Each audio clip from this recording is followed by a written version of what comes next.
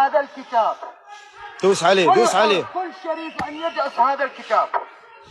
يلا تفضل. هاي الإرهابيين الآن. تفضل. قطعة بيكون. هذا لحم الخنزير. لحم الخنزير. هذا لحم الخنزير.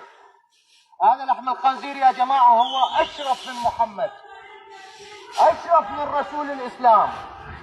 لا حول ولا قوة إلا بالله العلي العظيم. لا حول ولا قوة إلا بالله العظيم. شوف المرحلة وين وصلت بينا، شوف العالم وين وصل.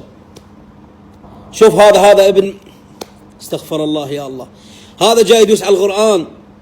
ماكو إسلام هناك يحاسبونه، ماكو ناس تحاسبه، ماكو حكومة عندها إنسانية، عندها رحمة، عندها دين تحاسب هذا اللي جاي يدوس على القرآن.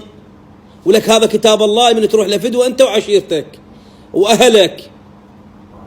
الله سبحانه وتعالى يقول هذا لو أنزلنا القرآن على جبل لرأيته خاشعا متصدعا من خشية الله. القرآن هذا نزل على صدر محمد صلى الله عليه وسلم. هيك تدوس بيه قدام العالم بالتصوير، الله لا يوفقك إن شاء الله، الله لا يرضى عليك إن شاء الله. حسبي الله ونعم الوكيل. لكن شنو من بشر أنت؟ شنو من بشر أنت؟ أنت عندك عقيدة، عندك دين، عندك إنسانية، وبعد عراق فوقها. والله فشلتنا، والله العظيم فشلتنا. المفروض هذا ينجاب يرجع للعراق هذا ويتحاسب هنا عندنا بالعراق. هذا بالعراق يتحاسب، ويتحاسب باسم الشرع وباسم الدين وباسم القانون وباسم الإنسانية وباسم كل إنسان شريف.